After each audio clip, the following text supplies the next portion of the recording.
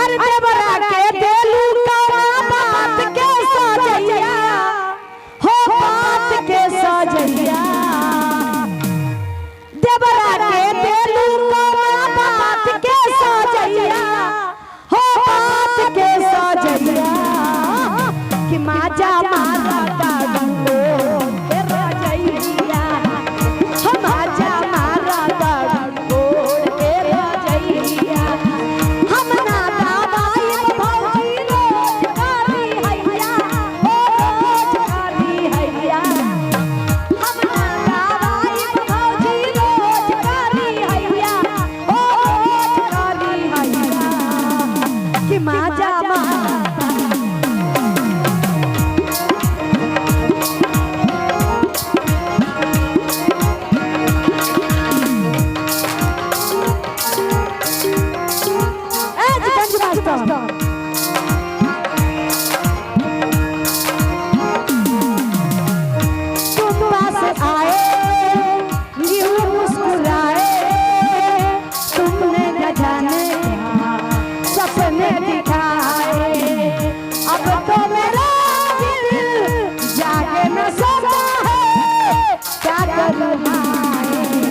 कुछ कुछ होता है क्या करना है कुछ कुछ होता है तुम पास आए यूं मुस्कुराए तुमने न जाने क्या सपने दिखाए अब तो मेरा दिल जागे न सोता है क्या करना कुछ कुछ होता है क्या करना कुछ देवरा के देलू कवा बात के सजैया हो बात के सजैया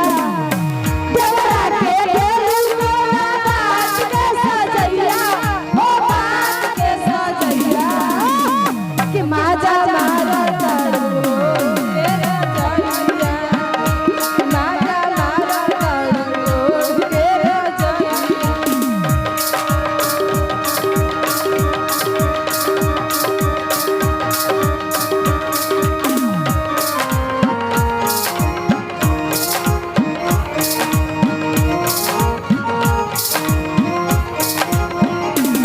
रहू फुसलौले फेर दिन से कर कराई दिन से हमरा के कैले रहू वादा शादी करवाई दिन से अजले ना लौलू भौजी कावनो पैया हो कावनो पैया अजले ना लौलू भौजी कावनो पैया हो कावनो पैया कि माजा मारा डाडू के रजैया कि माजा मारा डाडू के रजैया धीरे धीरे भासू धीरे धीरे धीरे धीरे भासू धीरे धीरे हमारी मड़वा में अइहा भासू धीरे धीरे हमारी मड़वा में अइहा भासू धीरे धीरे धीरे धीरे भासू धीरे धीरे धीरे धीरे भासू धीरे धीरे हमारी मड़वा में अइहा भासू धीरे धीरे हमारी मड़वा में अइहा भासू धीरे धीरे रहू फुसलौले फेर दिन से सादा कराई दिन से होलिया न कैले रहू वादा शादी करवाई दिन से अजले ना लौलू भौजी कावनो पैया हो कावनो पैया अजले ना लौलू भौजी कावनो पैया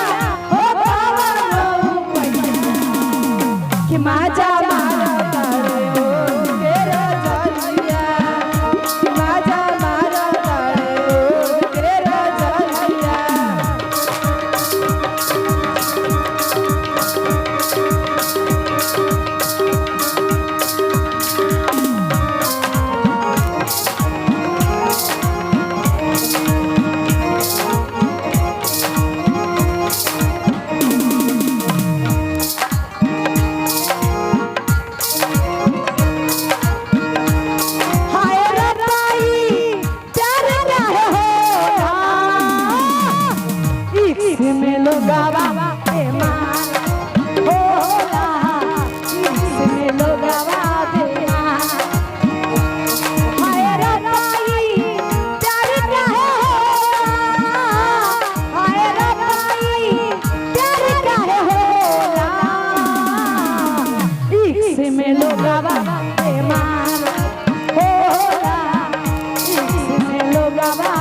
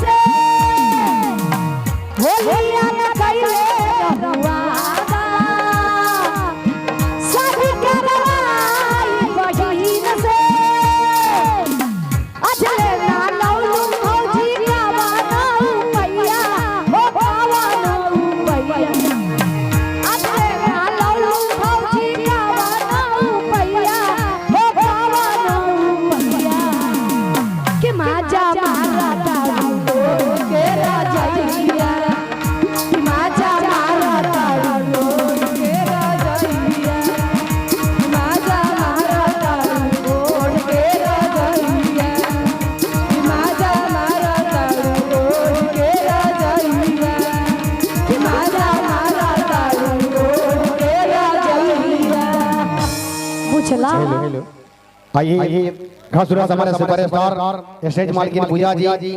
फरमाइशी गीत से स्वागत कर रही है, सेवा कर रही है। आइए हमारे दशरथ सपुत्र दुल्हे राजा सिंहासन पे विराजमान बैठे इस महफिल के अंदर में हमारे दुल्हे राजा। और आइए ले चलते हैं हमारे सुपरस्टार हमारे 30 कलाकार स्टेज मालकिन पूजा जी साला लेकर दुल्हे राजा सिंहासन के पास जा रही है, साला गीत से स्वागत करने के लिए, सेवा करने के लिए। और उनको साथ देंगी मिस निशा जी और मिस दीपू जी खसूरा सहला की स्वागत करने के लिए दुल्हे के पास सहला से स्वागत करने के लिए, सेवा करने के लिए समापन जारी है। और आर के हमारे यूट्यूबर भाई श्रीमान जी सामने में खड़े हैं, हमारे कैमरा कर रहे हैं। श्रीमान जी को से बहुत रुपया के पुरस्कार खसूरा साहब इससे फरमाइशी गीत पर खुद अदा फरमाते हैं हमारे कलाकार को। लेकिन ये दोस्तों किसी ने कहा है कि क्या करिश्मा है कुदरत की, क्या करिश्मा